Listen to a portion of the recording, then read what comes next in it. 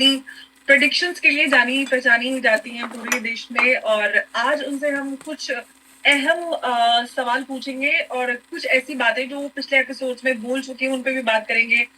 रीना जी ने बोला था कि नीतीश कुमार अपना पद छोड़ेंगे और वो हो भी गया, और इसके अलावा कई और बड़ी बातें उन्होंने बोली। तो सबसे पहले रीना जी, आपको बहुत स्वागत है। जय हिंद, नमस्कार।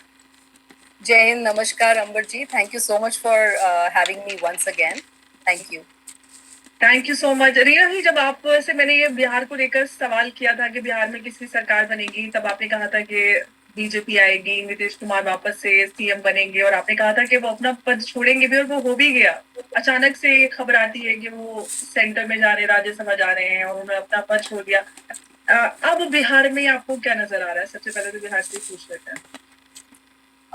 देखिए, अब एक नए जो चीफ मिनिस्टर हैं वो बनेंगे, ये तो सबको पता है। पर मुझे जो लगते हैं, जो चेहरा जिनका लगता है वो हमने उस पॉडकास्ट में भी बात करी थी, चिराग पासवान का लगता है। लेकिन चिराग पासवान एकदम अभी मिड 2026 के बाद बन जाएंगे ऐसा नहीं लगता मुझे। अभी किसी और का चेहरा आएगा, ट्राई किया जाएगा, but finally after mid of 2027 और लेट्स से 26 के एंड आते आते तक जो ये डिसीजन होगा किसी और चेहरे के बारे में या किसी और का नाम जब आएगा, वो हटा के चिराग पासवान को रेकमेंड किया जाएगा, मुझे ऐसा लगता है। अब ये साल खत्म हो जाए, या इस साल के बाद चिराग पासवान बिहार के सीएम बन सकते हैं, या जैसा? जी, मुझे ऐसा लगता है कि उनका चेहरा, उनका नाम सीएम की पोजीशन के लिए रेकमेंड किया जाएगा। ओके, अब हम थोड़ा वॉर पे आ जाते हैं। जिस तरह की स्थिति चल रही है, और हमने देखा है कि इंक्लूडिंग बहुत सारे जो एस्ट्रोलॉजर्स हैं, एक्सपर्ट्स हैं, वे कह रहे हैं कि ये साल जो है ये युद्धों का है, वॉर्स का है। और हम देख भी रहे हैं कि लगातार ऐसी स्थिति बनी हुई है। ईरान, इसराइल और यूएस के बीच में भी पूरा जो वेस्ट एशिया है वहां पर ये सारा बना हुआ है। और अगर हम भारत की अगर हम बात करते हैं, तो 2026 में आपको ऐसा लगता है कि भारत या हमारे इस रीजन में कुछ ऐसी डेट्स हैं जिसके आसपास इस तरह की कोई स्थिति हो सकती है? जी, सो इसको एक्सप्लेन करने के लिए कि क्यों मुझे ऐसा लगता है कि युद्धों का साल तो है ही है, लेकिन भारत को लेके जब हम बात करते हैं तो चैत्र शुक्ल पक्ष प्रतिपदा के चार्ट की जरूर बात करते हैं, जो कि इस बार इस साल 19 मार्च को पड़ रहा है। 19 मार्च का मतलब, या चैत्र शुक्ल प्रतिपदा का जो मैं चार्ट की बात करती हूँ, तो that is nothing but first Navratra. पहला नवरात्रा वही चैत्र शुक्ल पक्ष की प्रतिपदा की तिथि है। उस दिन की जब हम पत्री देखते हैं या हॉरोस्कोप बना के देखते हैं, सो वो बहुत क्लियरली ये बताता है कि किस तरीके से थर्ड हाउस एक्टिवेट हो रहा है। क्योंकि मैं अगर उस चार्ट को आपको एक्सप्लेन करूं, आई हैव क्रिएटेड दैट, और उसी के ऊपर मैं अपने एनालिसिस कर रही थी। आई विल जस्ट, जी, सो ये कुंडली बनती है मीन लगन की। पाइसिस इसका असेंडेंट है, और मीन लगन में उस समय जब ये पत्री बन रही है, सूर्य, चंद्रमा मतलब अमावस्या है, एग्जैक्ट डिग्री पे हैं, शनि और शुक्र, शुक्र की ये उच्च की राशि है और शनि वहां बैठे हुए हैं। ये जो शनि है उसके बिल्कुल पीछे वाले घर में, यानी कि 12वें भाव में राहु और मंगल है। और अगर आप देखते हैं भारत की कुंडली में या अदरवाइज जब हम बात करते हैं नेबरिंग कंट्रीज की, तो थर्ड हाउस की बात करते हैं। सो शनि एक मेलेफिक प्लैनेट, मंगल एक मेलेफिक प्लैनेट, और मंगल राहु के साथ है माइंड यू। सो ये सारे के सारे प्लैनेट्स एक साथ थर्ड हाउस को देख रहे हैं, जो कि नेबरिंग कंट्रीज को दिखा रहा है, विच मीन्स नेबरिंग कंट्रीज के ऊपर मेलेफिक इम्पैक्ट है। सो ये कहीं ना कहीं इसको बताता है या इंडिकेट करता है कि नेबरिंग कंट्रीज एक्टिवेट हो रहे हैं। फिर यही शनि लगन से बैठ के और यही मंगल 12th हाउस से बैठ के 7th हाउस को भी देख रहे हैं उस कुंडली के। 7th हाउस ऑपोजिशन होता है, या फिर सामने वाली एक कंट्री जिसके साथ हमें लड़ाई करनी है या उसे हमारे साथ लड़ाई करनी है, वहां भी ये नेगेटिव मेलेफिक अफ्लिक्शन पड़ रहा है। So as per this Chaitra शुक्ल पक्ष प्रतिपदा चार्ट, मुझे ऐसा लगता है, क्योंकि ऑलरेडी इस समय ट्रांजिट में राहु और मंगल एक साथ हैं कुंभ राशि में, और उसके साथ साथ सूर्य भी है, और वक्री मरकरी भी है, बुध भी है, इस तरीके के प्लैनेट्स हैं 5 इस समय। जब मैं ये आपको चार्ट की बात कर रही हूँ, इस समय ऐसा नहीं हो रहा है, लेकिन जो पोजीशन बन रही है ट्रांजिटिंग प्लैनेट्स की कुंभ राशि में, वो इस चीज को एक्टिवेट कर रही है कि मंगल ड्राइविंग सीट पे है और जैसे जैसे मंगल आगे बढ़ेगा, पहले वो राहु को मिल रहा है, ट्रांजिटिंग राहु को कुंभ राशि में, फिर वो मीन राशि में जा रहा है 2 अप्रैल को, वहां वो ट्रांजिटिंग शनि को मिल रहा है। सो राहु शनि, मंगल राहु और मंगल शनि, ये बहुत ही मेलेफिक कंजंक्शंस हैं, विच सजेस्ट कि जो अब ये वाला पीरियड चल रहा है जिसमें हम अभी बैठे हुए हैं, this is already a very potent period कि वॉर लाइक सिचुएशन कभी भी हो सकती है। नाउ हैविंग सेड दैट, इसमें भी अगर मैं डिग्री वाइज कंजंक्शन देखूं कि डिग्री वाइज जब राहु और मंगल बहुत क्लोज हो रहे हैं और जो उनके मेलेफिक एस्पेक्ट्स हैं वो एक्टिवेट कर रहे हैं एक वॉर लाइक सिचुएशन को, that is happening somewhere around 21st of March, 20-21 मार्च को ऐसा हो रहा है। And that also is indicative कि जब वो एक इक्लिप्स के पास ये डेट आए और साथ में रिक्ता तिथि भी आए। सो रिक्ता तिथि हो, इक्लिप्स के पास वाली डेट हो और डिग्री वाइज कंजंक्शन में राहु और मंगल अंगारक योग बना रहे हैं। अपार्ट फ्रॉम दैट और भी जो दूसरे मेलेफिक एस्पेक्ट्स हैं, या फिर मैं अगर मंडेन में वेस्टर्न एस्ट्रोलॉजी को भी कंसिडर करूं तो नेपच्यून का शनि के साथ बैठना, हिडन चीजों को दिखाना, यूरेनस का इसी अंगारक योग के साथ बैठना, again something which is happening in the air and which is very big, इस तरीके का, तभी आप सारी दुनिया में देख रहे हैं कि स्ट्राइक्स हो रहे हैं। And Middle East had been the epicenter for it because in the Kurma Chakra, which is a tool for mundane astrology, it is very clear कि वो वाला part जो है, जो Middle Eastern part है, that will be impacted. But now slowly and gradually, जैसे जैसे मंगल आगे बढ़ेगा और जैसे जैसे वो डिग्री वाइज राहु के पास आएगा एंड 19th मार्च भी आ जाएगा, जो कि चैत्र शुक्ल पक्ष प्रतिपदा का जो मैंने आपको चार्ट बताया, जो सिचुएशन उस समय बता रही हैं वो ये बहुत क्लियरली बता रही हैं कि आप बाउंड्रीज पे बहुत जो हमारे मैप की जो बाउंड्रीज हैं वहां बहुत डिस्टर्बेंस देखेंगे, नेबरिंग कंट्रीज की तरफ से भी डिस्टर्बेंस देखेंगे एंड इंटरनल कन्फ्लिक्ट भी देखेंगे। मतलब जो इंटरनल पार्टीज हैं, जो पार्लियामेंट में हैं या जो ऑपोजिशन पार्टीज हैं, वो भी बहुत ज्यादा डिस्टर्बिंग मोड में भारत को और भारत की लीडरशिप को इम्पैक्ट करने की कोशिश करेंगे, लेकिन वो कोशिश में नाकामयाब रहेंगे, whether it's the opposition party और whether it's the neighboring countries. Reason being that Jupiter का प्लेसमेंट बहुत ही अच्छा है इस कुंडली में, जो कि नव वर्ष की कुंडली बन रही है। सो जुपिटर की ब्लेसिंग की वजह से जो वो करना चाहेंगे उसमें वो सक्सेसफुल नहीं हो पाएंगे। So this period which I am saying कि एक के बाद एक जैसे मंगल चल रहे हैं, 1.5 महीने के लिए वो राहु के साथ हैं, फिर 2 अप्रैल से 1.5 महीने के लिए वो शनि के साथ हैं, तो ये पूरा का पूरा एक लॉन्ग रेंज है जिसमें ऐसे स्ट्राइक्स, इस तरीके के आंदोलन, प्रोटेस्ट, बिकॉज पब्लिक सेंटिमेंट भी कहीं ना कहीं इन्वॉल्व है, हर्ट है, कुछ ऐसी पॉलिसीज में बदलाव आएगा जिनकी वजह से शायद मासेस और public will not be very happy. So the overall scenario और the overall situation for Bharat is very very challenging, but at the end we are in a win win situation, ये भी बात पक्की है। तो मतलब भारत के लिए कुल मिलाकर ये कह सकते हैं कि ये बेहतर समय है और जो अंत होगा इसका वो बेहतर हो सकता है भारत के लिए। भारत के लिए ये एक बहुत बेहतर समय है। इनफैक्ट मैं तो ये बोलूंगी कि अगर कोई हमें लीडरशिप से देख रहा है तो उनको ये पता होना चाहिए this is a very potent period for any kind of strike on any country और एनी ऑपोजिशन। तो ये समय कब से कब तक आप बतानिए, कब से कब तक है? देखिए, 23 फरवरी को शुरू हो गया था, जैसे ही 23 फरवरी को मंगल ने राहु को ज्वाइन किया, लेकिन धीरे धीरे डिग्री वाइज बढ़ता है, कोई भी ग्रह बढ़ता है तो कोई भी planet. So as Mars is going to get degrically conjunct with Rahu, that is the time period which is very potent. लेकिन उसके बाद फिर उसको क्रॉस करके बाय चांस लेट्स से ऐसा कुछ होता नहीं है, या जितने बड़े लेवल पे मैं सोच रही हूँ उतने बड़े लेवल पे ना हो, तो उसके बाद देन देयर आर अदर, क्योंकि बार बार योग बनते हैं, क्योंकि राहु अगर मंगल के साथ है, वैसे तो मोस्ट पोटेंट यही लग रहा है मुझे, वेरी वेरी पोटेंट, बट अगर ये सपोज योग क्रॉस हो जाता है और ऐसा कुछ ज्यादा नहीं होता है, then again it will go to Saturn. तो शनि और मंगल का योग भी बहुत ज्यादा नेगेटिव या बहुत ज्यादा मेलेफिक योग है। और सबसे ज्यादा अगर आप मुझसे पूछें तो ये तब होगा जब ट्रांजिटिंग मंगल जाके नेटल राहु के ऊपर, जो भारत की कुंडली के लगन में राहु बैठा है, वहां पे जब ये ट्रांजिट होगा, which is somewhere around, I will give you the date, which is somewhere around 20th of June to 9th August. ये वाला जो पीरियड है, इसमें transiting Mars will be over natal Rahu, which is in the lagna of Bharat.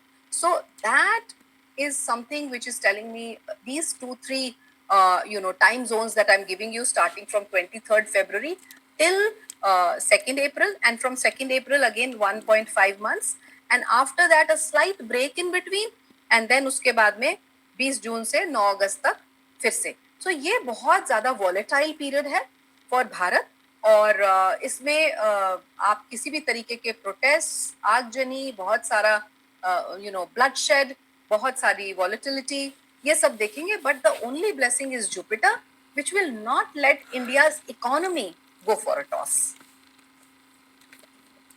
अगर हम Iran और America चल रहा है इसकी हम बात करते हैं, तो इतना लंबा सोचा नहीं था जितना लंबा हो गया है, और 10 दिन से ज्यादा हो रहे हैं, और ये अभी भी चल रहा है, और इसकी वजह से आप एनर्जी सिक्योरिटी, फूड सिक्योरिटी दुनिया भर में जो है काफी ये सारी चीजें डिस्टर्ब हो रही हैं, और ऐसे ही और कुछ दिन चलता है तो पूरे ही ग्लोबली हम इसको एक बड़ा क्रैश देख सकते हैं. तो आपको क्या लगता है ये कब तक चलने वाला है, किस तरह की स्थिति हम दुनिया भर में देख पाएंगे?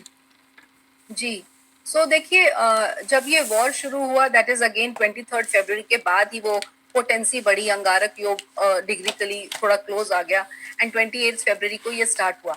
सो अभी जो मैं आपको टाइम पीरियड बता रही हूँ, तब तक तो बिल्कुल भी रुकने के चांसेस नहीं है, लेकिन हाँ, बीच में 11 मार्च को अभी जुपिटर रेट्रोग्रेशन से डायरेक्ट होंगे.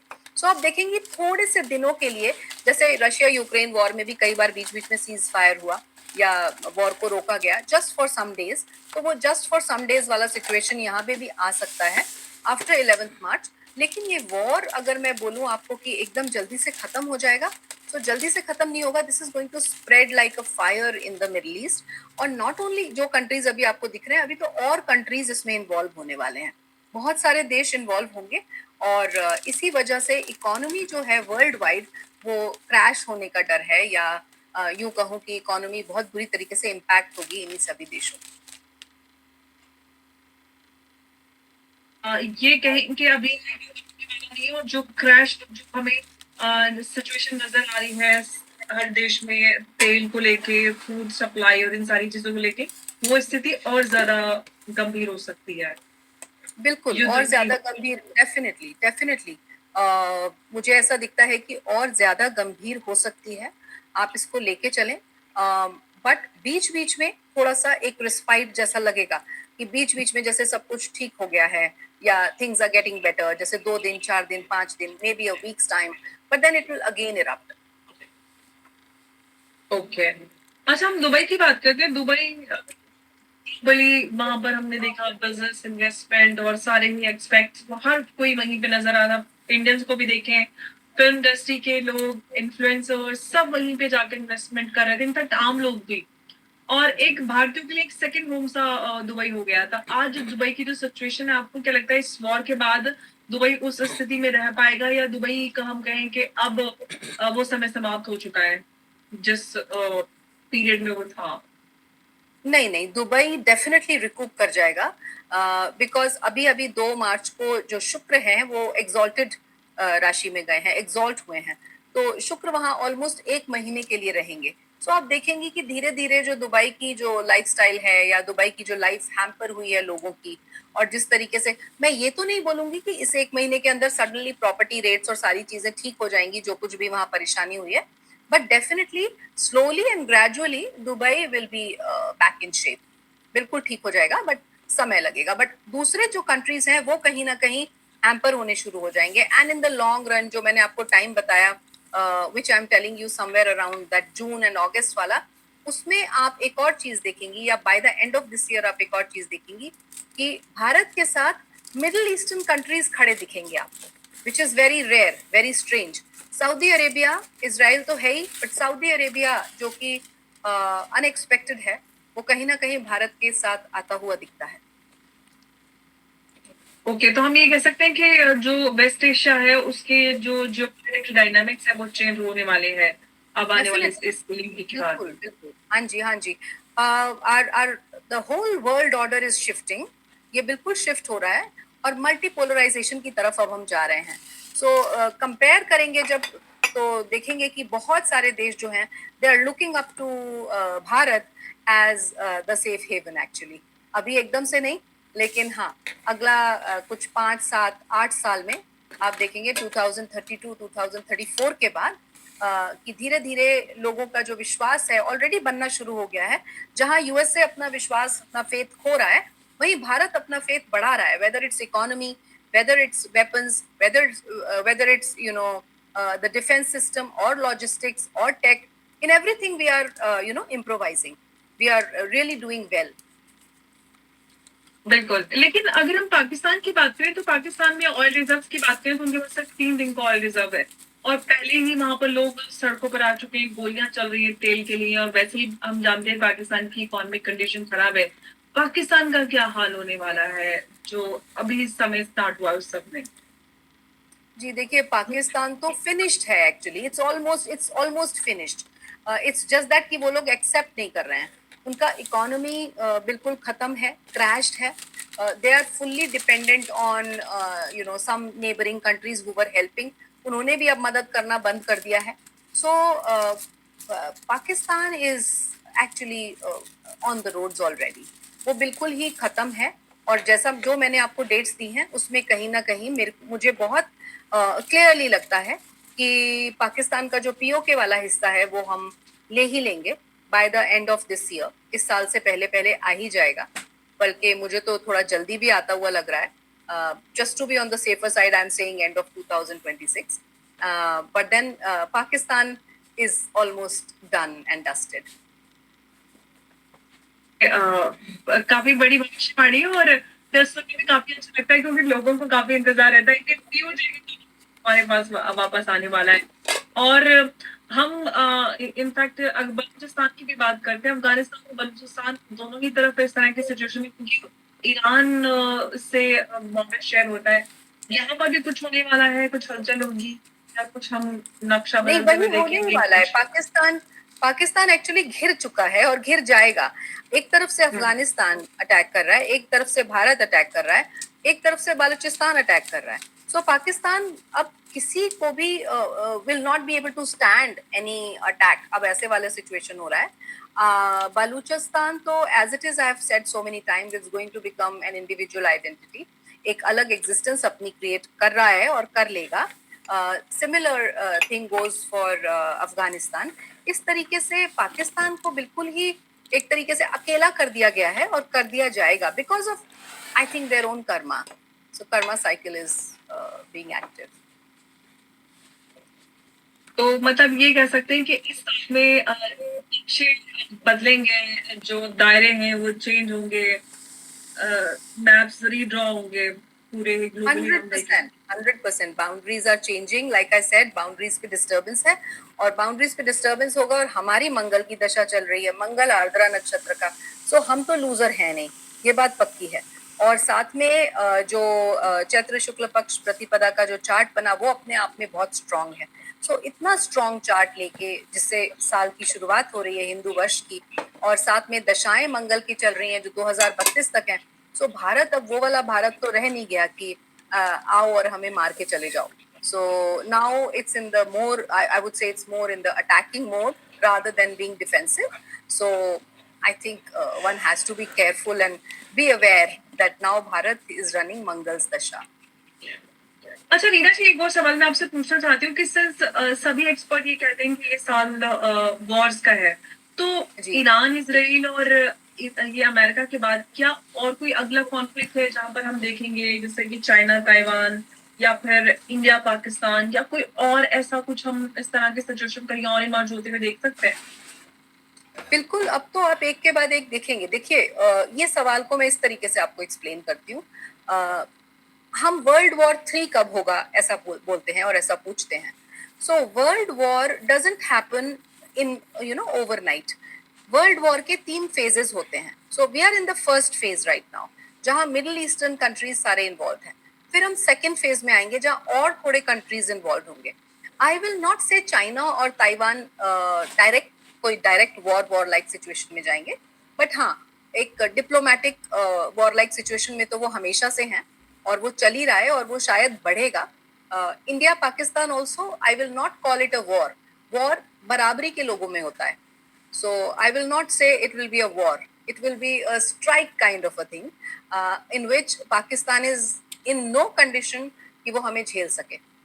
so वो वाली सिचुएशन है, उसको मैं वॉर जैसे नाम देना पसंद नहीं करूंगी, वो एक बहुत बड़ी बात है। नहीं, वो बात बिल्कुल आपकी सही है, क्योंकि हमने ऑपरेशन देखा कि पाकिस्तान कितना मुकाबला कर सकता है। वो बात अलग है कि पाकिस्तान एक नैरेटिव बिल्डिंग करता है और सोशल मीडिया वो वही कर सकता है, उससे ज्यादा कर नहीं सकता। लेकिन चाइना की हम बात करते हैं तो चाइना का डिसइंटीग्रेशन भी हो सकता है, क्योंकि वहां पर भी कई सारे ऐसे प्रोविंसेस है जहां पर इंडिपेंडेंस की मांग होती है।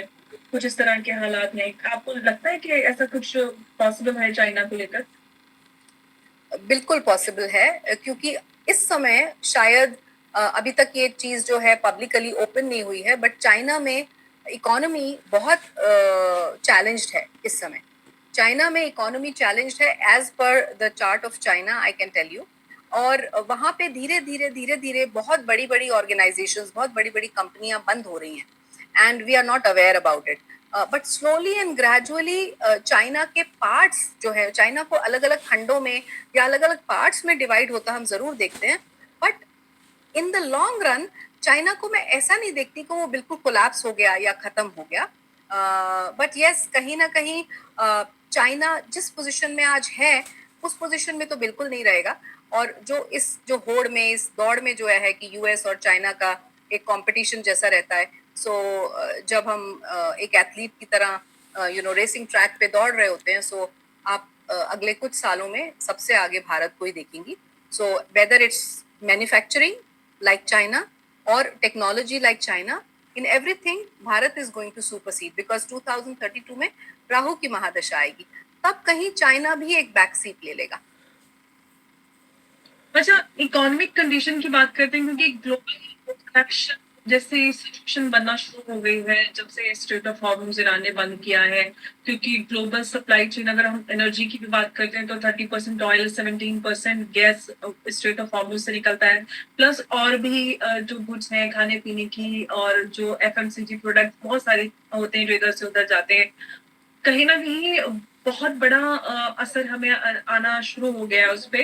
तो ये ही सिचुएशन बनी रही तो जैसे कि आपने कहा कि हम एक बड़ा इकोनॉमिक क्रैश देख सकते हैं, तो वो क्रैश अभी मतलब नजदीक ही आने वाला वो समय जब हम देखेंगे, और वो कितना खतरनाक होगा और कब तक ये चल सकता है सिचुएशन रीसेट होते हुए हम कब देख लेंगे? इसके बारे में हमारी पहले भी बात हुई थी, पिछली बार आई थिंक एक जो हमारा लास्ट पॉडकास्ट था उसमें आई टोल्ड यू कि अभी जून के बाद मिड तक फिर भी जो है सिचुएशन संभली हुई है, लेकिन मिड 2026 के बाद हम क्रैश की तरफ जा रहे हैं। In fact we are already towards recession, towards economic crash all across the globe. We are already in it, start हो चुका है। इट्स जस्ट दैट कि वो लोगों को नजर नहीं आ रहा अभी, या फिर we are not in a state of mind to accept it, वैसा चल रहा है। लेकिन by the end of 2026, rather March 2027 financial year तक, it will be very very clear कि we are in the crash already. लेकिन comparatively, like I always say, Bharat को आप देखेंगे कि भारत इकोनॉमिकली उतना इम्पैक्टेड नहीं है as compare to the other bigger players. में स्थिति फिर भी बेहतर रहेगी, लेकिन फिर भी जैसे हम लोग होते हैं अभी भी जिस तरह की सिचुएशन है उसको लेकर थोड़े चिंतित हैं। आम लोगों के लिए कोई सुझाव जिससे वो बच सकते हैं जहां तक पॉसिबल है? जी देखिए, मैं तो एज एन एस्ट्रोलॉजर जो ग्रह नक्षत्रों से देखती हूँ, मेरा कभी भी ये इंटेंशन नहीं होता कि मैं किसी को डराऊं या एक भय पैदा करूं मासेस में। बट हाँ, ये जरूर मेरी हमेशा इंटेंशन होती है कि जो भी सिचुएशन आ रही है उसके लिए आप थोड़ा सा अवेयर हो जाएं और थोड़ा सा उसके लिए तैयारी कर लें। देखिए, अगर वो सिचुएशन नहीं होती है, वंडरफुल, हम फिर भी विन विन सिचुएशन में हैं। लेकिन अगर हो जाती है तो you should be prepared. So for that, I always suggest. I've suggested in my channel also on Paramaksha Astrology. I've made videos on that. कि आप थोड़ा सा राशन एटलीस्ट 1 या 2 महीने का अपने खाने पीने का सामान like cereals and rice and wheat and atta जो भी आप रखना चाहें, मसाले वगैरह, और उसके साथ साथ थोड़ा सा कैश, अच्छा खासा, मतलब थोड़ा नहीं, एटलीस्ट फॉर 2 months जितना आप का खर्चा है उस हिसाब से. And along with that you should have a solar charger. I put थोड़ा सा स्ट्रेस देती हूँ इस पे. Why solar charger? क्योंकि अगर कुछ ऐसा है वॉर लाइक सिचुएशन या स्ट्राइक लाइक सिचुएशन, सपोज ऐसा होता है कि इलेक्ट्रिसिटी ही नहीं है, तो आपको अपना फोन तो चाहिए ना. सो टेलीफोन को, अपने मोबाइल फोन को चार्ज करने के लिए we all should have a solar charger. And उसके साथ साथ we should have physical gold and physical silver. Silver इतना मैं नहीं बोलूंगी, but physical gold because that carries a lot of value. So वो आप रखें. ये 4-5 चीजें रखें. उसके अलावा मेडिसिन बहुत इंपॉर्टेंट है, स्पेशली फॉर पीपल जिनको क्रोनिक एलिमेंट्स हैं, जो हर रोज मेडिकेशन लेते हैं, ट्रीटमेंट लेते हैं. So one should be prepared, क्योंकि कोविड लाइक सिचुएशन फिर से आ जाए, और वो हम देख चुके हैं कि आई थी. एंड दैट टाइम जब हुआ था तो हम वी नेवर एंटिसिपेटेड. हम कुछ चीजों को फॉर ग्रांटेड लेके चलते हैं. सो हमें लगता है कि फॉर ग्रांटेड ऐसा तो हो ही नहीं सकता. Like so many people commented on my post और ऑन माई वीडियो कि अरे आप डरा रही हैं, आप क्या बात कर रही हैं, आप एनिमीज को अलर्ट कर रही हैं. But that's definitely not my intention. I am just giving you the bracket कि ऐसा हो सकता है, बिकॉज ज्योतिष या एस्ट्रोलॉजी इज अ कॉम्प्रिहेंशन. हम बहुत एनालिसिस करते हैं, ग्रह नक्षत्र को पढ़ते हैं, और कॉम्प्रिहेंड करके जो हमें समझ में आता है उसको we put in the platter and give to the masses so that they are benefited. So that's what I try. Let's see. मैं तो अच्छा वीना जी, चाहूंगी कि जो भगवान करे लोग ऐसा. अकाउंट में जिनके पैसे होते हैं स्कैम, और ऐसा भी हो सकता है, बहुत सारे लोग कहते हैं कि अगर इस तरह की सिचुएशन होगी तो लोगों के अकाउंट से पैसे चले जाएंगे, कुछ भी हो सकता है. तो अकाउंट्स में जिन लोगों के पैसा है, क्या उनके लिए भी कोई आप कुछ सुझाव देना चाहते हैं? देखिए, रिस्की सिचुएशन तो है ये डेफिनेटली. अब इसमें मैं क्या सुझाव दे सकती हूँ? बस यही बोल सकती हूँ कि बैंक्स में पैसा ना रख के इस समय गोल्ड में इन्वेस्ट कर दें. जितना हो सके फिजिकल गोल्ड में इन्वेस्ट कर दें. Having said that, I will also not want कि आप पूरा लिक्विड मनी वहीं लगा दें. Keep some for the rainy days also, like I just said. But हाँ, अगर कोई अच्छा मोटा चंक ऑफ मनी है आपके पास, तो आप गोल्ड में इन्वेस्ट कर दें. That's going to give you a lot of appreciation after few years. 2027-28 के बाद it will be giving you very good appreciation. Okay, तो ये कुछ आम लोगों के सुझाव हैं कि आने वाला समय अगर इस तरह की सिचुएशन आप लोगों को दिखाता है तो हम किस तरह से एटलीस्ट कुछ बचाव कर सकते हैं, सतर्क रह सकते हैं, क्योंकि सारी चीजें हमारे हाथ में नहीं होती हैं, लेकिन फिर भी अगर छोटे मोटे सुझाव हम या फिर कुछ इस तरह की चीजें पहले से कर लेते हैं तो बड़ी आपदा में हम थोड़ा बहुत तो कुछ अपना बचाव कर सकते हैं.